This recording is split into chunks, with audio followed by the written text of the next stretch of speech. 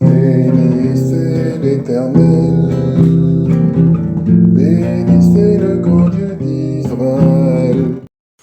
Voilà, bonjour frères et sœurs, Jean-Marc Bali, serviteur de l'Éternel. Je viens devant vous pour une nouvelle vidéo. Aujourd'hui, on va continuer le message de la dernière fois par rapport à la chute de Babylone. Voilà, alors je vais prier puis entrer dans le vif du sujet. Comme d'habitude, Père éternel, je te rends grâce, je te bénis. Tu es le seul Seigneur, le seul Adonai, le seul Elohim. Je te demande, Seigneur, de mettre dans ma bouche les mots qui conviennent, les mots qui conviennent pour que tes enfants puissent être édifiés. Ceux qui m'écoutent puissent être édifiés, entendre ta parole et recevoir cette parole de vie. Je te rends grâce, Seigneur, je te bénis. Je te demande de me guider, de me donner ton Saint-Esprit, afin que ton Saint-Esprit soit celui qui parle à travers moi. Je te demande de parler à travers moi. Je prends autorité maintenant sur tout esprit impur, tout esprit démoniaque, toute entité spirituelle, désireux d'intervenir et de ne pas laisser l'évangile se répandre. Je vous commande, esprit impur, de quitter ces lieux sans délai, sans retour. Je vous interdis de fonctionner en aucune façon. Soyez soumis à l'autorité du nom de Jésus. Au nom de Jésus, le Fils unique de Dieu. Amen. Voilà. Alors, on avait parlé donc de la chute de Babylone. Hein. Je fais toujours quelques petits rappels quand je fais un message en deux temps. Ça permet effectivement de se remettre un peu le pied à l'étrier. Alors, la dernière fois, on avait parlé de Babylone, on avait parlé de la statue de Daniel, n'est-ce pas?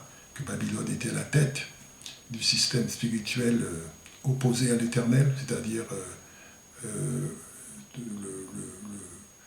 l'entité spirituelle opposée à l'Éternel, donc opposée au Christ, a pour tête Babylone. Et elle est représentée donc par la statue, n'est-ce pas? La statue de Daniel. Voilà. Ensuite, on avait vu les interventions des rois Mèdes pour destituer Babylone, n'est-ce pas? Pour s'emparer de Babylone. Donc la domination passe de Babylone à l'empire médo-perse, avec des rois comme Cyrus ou comme Darius, d'accord, qui prennent Babylone d'assaut et effectivement commencent à régner sur Babylone. Mais tout ça, ce sont des prophéties qui étaient dans la parole. Et ensuite, on voit que après, Dieu va susciter donc un roi médo-perse, donc qui s'appelle Cyrus, et qu'il va effectivement permettre que le temple se rebâtisse, que les Israélites retournent chez eux. Donc Dieu va disposer le cœur de Cyrus en faveur des Israélites. Et c'est là que le temple va être reconstruit, ce qu'on appelle le deuxième temple, avec des personnages comme Néhémie, comme Esdras, comme Zorobabel. Voilà, je n'ai pas parlé de tout le monde, mais en fait, on est dans la phase de reconstruction du deuxième temple. Voilà. Alors, on va continuer à parler de Babylone aujourd'hui. Les différents aspects de Babylone, c'est vrai qu'on en entend souvent parler, beaucoup de gens peuvent entendre parler de Babylone, mais on est obligé, n'est-ce pas, de rester biblique et tant soit peu essayer de comprendre, de déchiffrer la parole de Dieu pour tenter d'être au diapason avec ce que Dieu a dit et non pas ce que les gens peuvent dire à droite, à gauche. Il faut absolument que cela s'appuie sur la parole de Dieu. Voilà, je dis toujours ça, mais c'est vrai que c'est ça la base. Quand vous avez quelqu'un en face de vous et qui vous dit des choses, qui exprime des pensées, des paroles, vous devez pour le moins savoir sous quelle base est-ce qu'il s'appuie pour pouvoir effectivement juger de ce qu'il dit. Donc voilà. Donc on va commencer donc avec le livre de Révélation. Alors dans cette deuxième partie, on sera plutôt dans le livre des Révélations. Vous voyez, donc quand on ne comprend pas quelque chose pas tout à fait, on n'a pas toute la révélation dans un livre, on peut aller dans un autre livre, effectivement, voir des corrélations, voir des compléments qui peuvent nous permettre de comprendre et de cerner un peu mieux le sujet. Amen. Pardon. Voilà. Alors, on va commencer, donc on sera dans le livre de Révélation, chapitre 17. Révélation, chapitre 17, où effectivement on parle abondamment de Babylone. En fait, c'est dans les Révélations, donc le livre de l'Apocalypse, c'est l'apôtre Jean, n'est-ce pas, qui reçoit des explications de la part d'un ange par rapport à des visions qu'il a eues. Parce que c'est bien d'avoir des visions, mais faut-il encore être en mesure de les interpréter?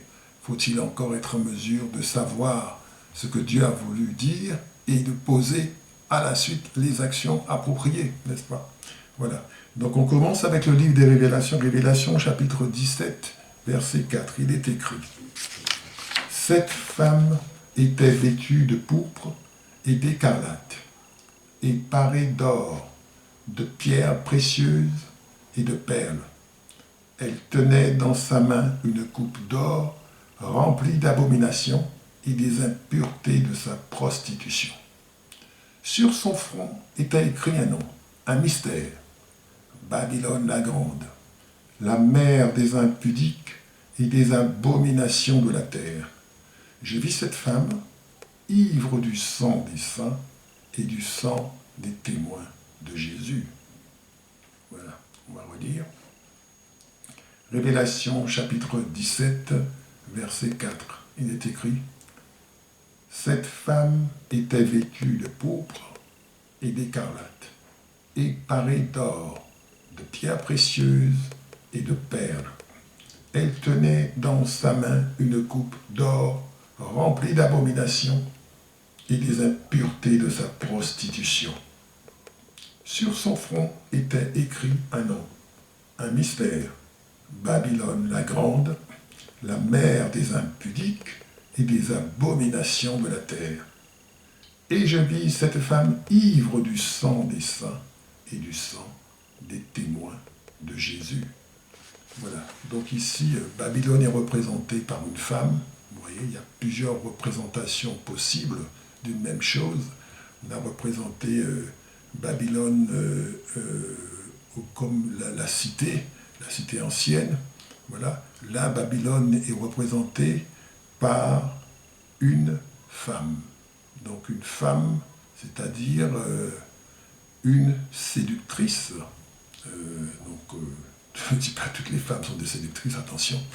Mais en fait, Babylone est représentée par une femme ici. Et donc c'est une femme qui a pour mission de séduire.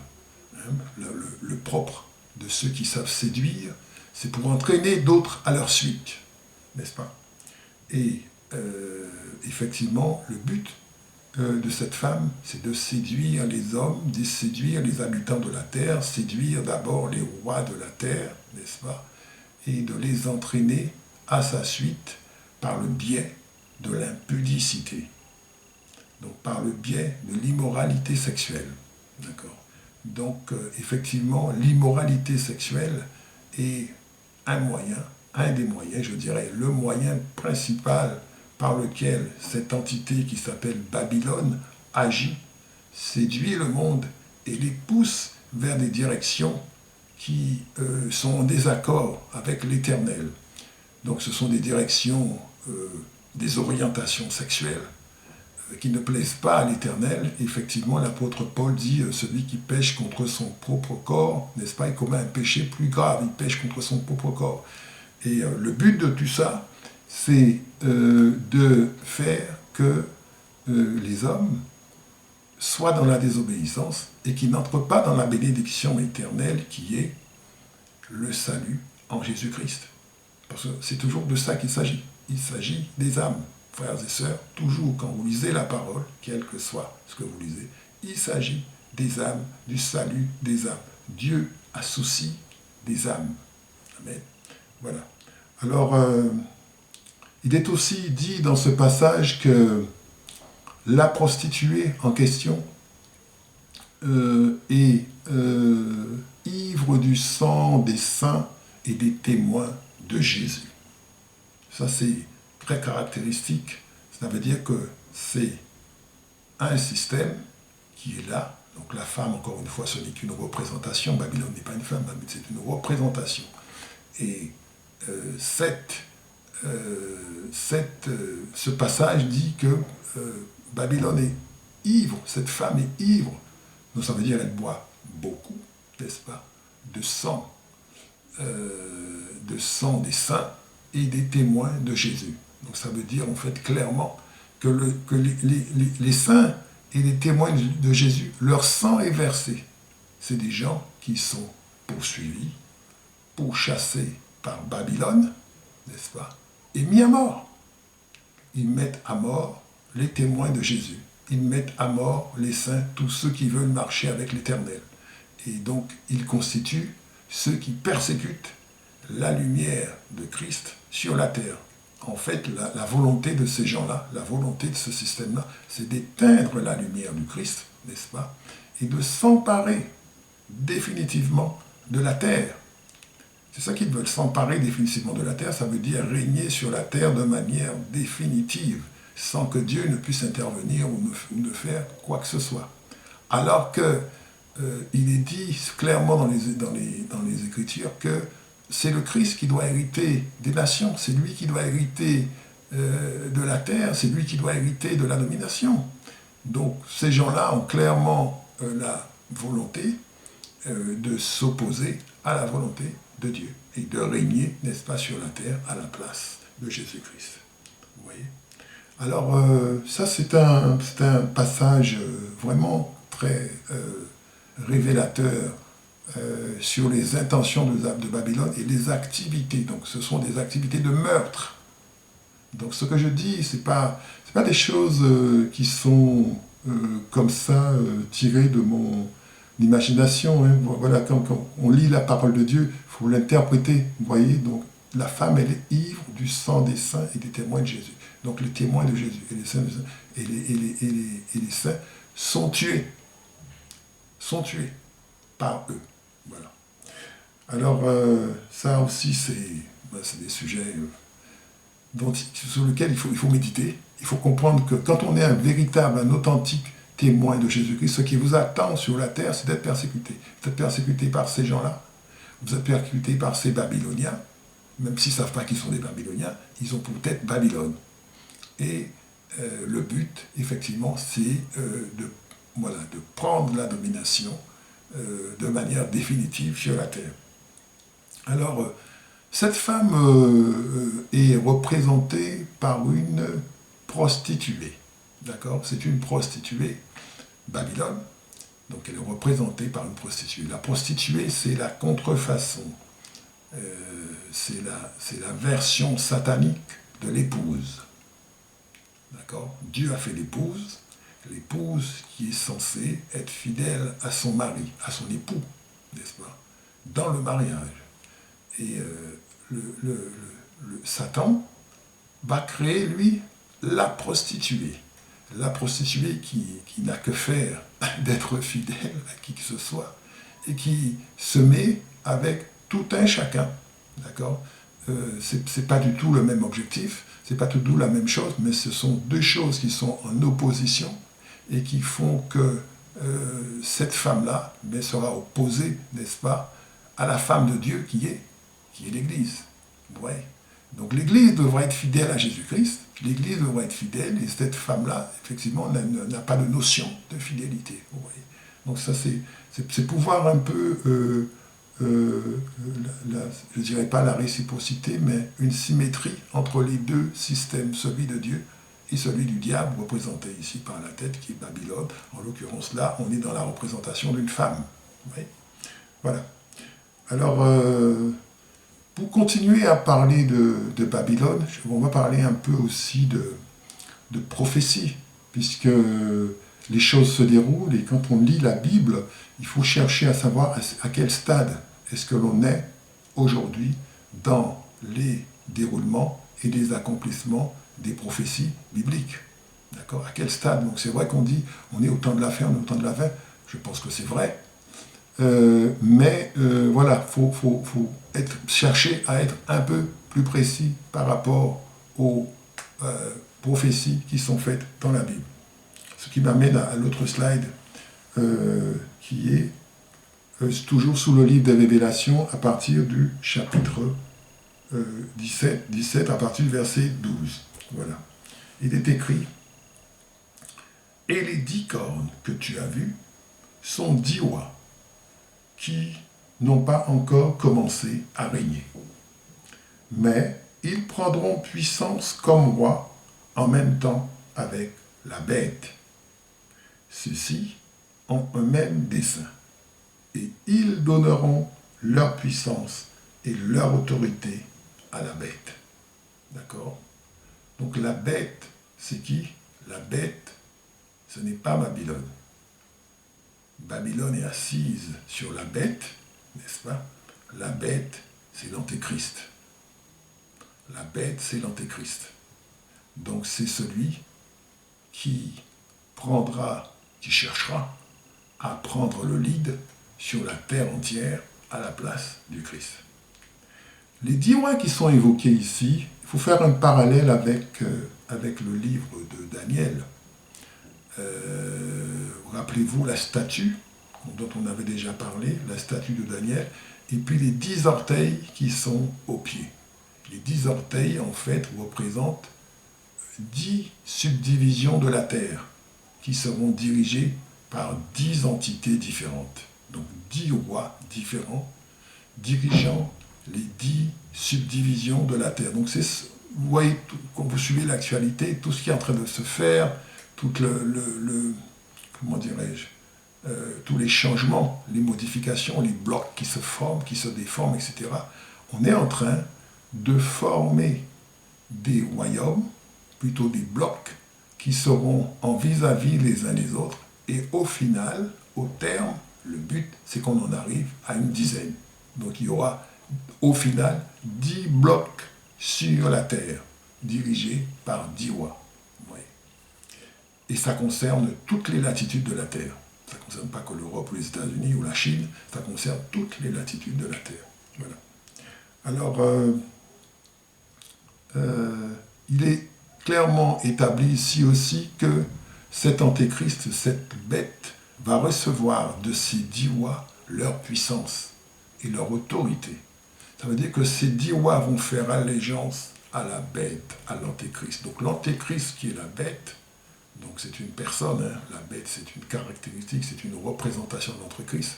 Il faut bien faire comprendre le symbolisme. La bête c'est une représentation de l'antéchrist, mais l'antéchrist c'est une personne, c'est un homme, n'est-ce pas, qui va venir et qui sera donc au-dessus de ces 10 rois, qui sera chef de ces 10 rois sur la terre. Et c'est comme ça que son règne à lui, qui ne va pas durer longtemps, mais qui va se faire, c'est comme ça que son règne à lui va venir.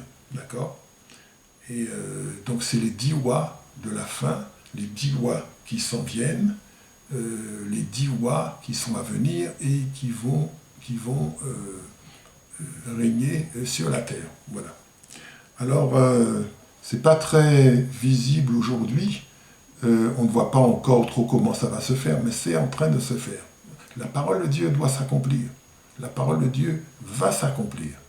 D'accord? Frères et sœurs, vous savez, il faut en prendre son parti au bout d'un moment. Quand on est de Jésus-Christ, quand on est de Dieu, on se base sur la Bible.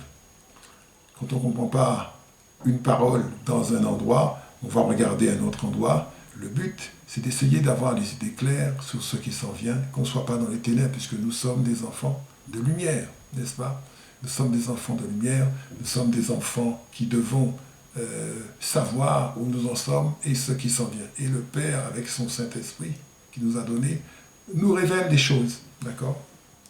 Alors, Babylone, on en parle encore toujours dans le livre de Révélations, chapitre 17, toujours chapitre 17, et à partir du verset 16. À partir du verset 16. Donc je lis, « Mais les 10 cornes que tu as vus à la bête sont ceux qui haïront la prostituée, qui la désoleront, la dépouilleront et mangeront sa chair et la brûleront au feu.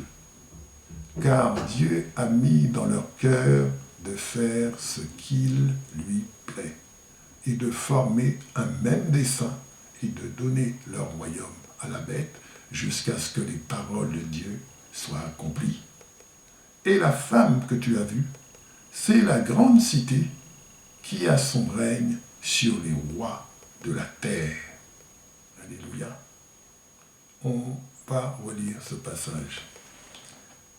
Révélation 17, verset 16. Il est écrit: mais les 10 cornes que tu as vues à la bête sont ceux qui haïront la prostituée, qui la désoleront, la dépouilleront et mangeront sa chair et la brûleront au feu. Car Dieu a mis dans leur cœur de faire ce qu'il lui plaît et de former un même dessein et de donner leur royaume à la bête jusqu'à ce que les paroles de Dieu soient accomplies. Et la femme que tu as vue, c'est la grande cité qui a son règne sur les rois de la terre. Voilà. Vous voyez, c'est un passage très important, avec beaucoup de révélations. Alors les 10 cornes, ce sont les 10 rois dont je parlais tout à l'heure, mais on apprend ici que les 10 cornes vont s'en prendre à la prostituée. D'accord? Ils haïront la prostituée, ils la désoleront, mangeront sa chair et la brûleront au feu. Donc ça veut dire que Babylone va être détruite par ces 10 rois. Donc c'est une destruction qui va finir en feu. Le feu, vous voyez. Donc Dieu va utiliser ces 10 rois pour détruire Babylone. Donc les 10 rois de la terre vont détruire Babylone, n'est-ce pas? Et la femme, donc, qui représente aussi Babylone, n'est-ce pas? Il est dit que c'est la grande cité qui a son règne sur les rois de la terre. Aujourd'hui, est-ce qu'on peut identifier quelle est la cité terrestre qui a son règne sur les rois de la terre? Est-ce qu'il existe une ville, quelque part, qui a domination sur les rois de la terre, c'est-à-dire les leaders de la terre, les dirigeants de la terre? Évidemment. On a du mal à le comprendre, mais il s'agit bien évidemment du Vatican. Il s'agit du Vatican qui se trouve à Rome. À chaque fois qu'un président est élu, à chaque fois qu'un président accède au pouvoir, vous allez remarquer qu'il faut qu'il vienne à Rome pour rendre visite au pape. Les présidents français l'ont fait, le président Macron l'a fait, le président François Hollande l'a fait, le président Obama l'a fait, beaucoup le font. Et ils le font pourquoi? Parce qu'il faut effectivement faire allégeance au pape, faire allégeance au Vatican. Ce qui m'amène à comprendre et à déduire par rapport à ce qui est écrit ici dans ce verset 18, Révélation chapitre 17, verset 18, que cette Babylone, en fait, c'est le Vatican. C'est-à-dire la représentation de Babylone, l'instance babylonienne présente dans le monde, l'instance physique babylonienne dans le monde, c'est le Vatican. C'est le Vatican, c'est-à-dire l'Église catholique romaine. Et donc, ce qui veut dire que dans la suite des temps, je ne sais pas quand ça arrivera, dans la suite des temps, cette Église, qui est Babylone, est amenée à disparaître. Frères et sœurs, ce que je dis, c'est des choses qui peuvent faire bondir. Je sais qu'il y a des gens qui sont d'honnêtes catholiques et qui croient de tout leur cœur que ce qu'ils font est bien. Moi, je suis un ancien catholique. Moi qui vous parle, je suis un ancien catholique. Voilà. J'ai quitté le catholicisme. Et quand j'ai quitté le catholicisme, je ne savais pas tout ça. Mais Dieu m'a poussé à le faire. Je pense qu'il a bien fait. Je pense qu'il y a beaucoup de choses qui sont cachées derrière l'Église catholique. Beaucoup de puissances spirituelles qui sont là. Ils ne dirigeraient pas la terre comme ça. Vous ne pouvez pas diriger la terre comme ça, sans une certaine puissance spirituelle derrière vous. C'est pas l'Église de Jésus-Christ. L'Église catholique, c'est l'Église catholique romaine. Donc effectivement, il y a des apparences, il y a beaucoup de faux semblants, beaucoup de solennité. Et voilà. Donc ce qui nous est dit ici que Babylone, c'est l'Église catholique. Voilà. Donc ça, c'est des choses qu'il faut comprendre, qu'il faut méditer et qu'il faut accepter, parce que ça remet en question beaucoup de choses. Si vous n'êtes pas prêt à remettre en question les connaissances que vous avez, les certitudes que vous avez, si quelqu'un n'est pas prêt, n'a pas envie de remettre, c'est vrai que c'est pas confortable. C'est pas confortable. On aimerait savoir qu'on a tout compris et tout est ok et que tout est bien. En fait, quand on avance avec la parole de Dieu, on va de révélation en révélation et on ne peut pas passer à côté d'une vérité et ne pas la saisir, ne pas chercher à la saisir, vous voyez. Donc voilà, donc l'Église catholique, c'est Babylone. Voilà. Je vous remercie.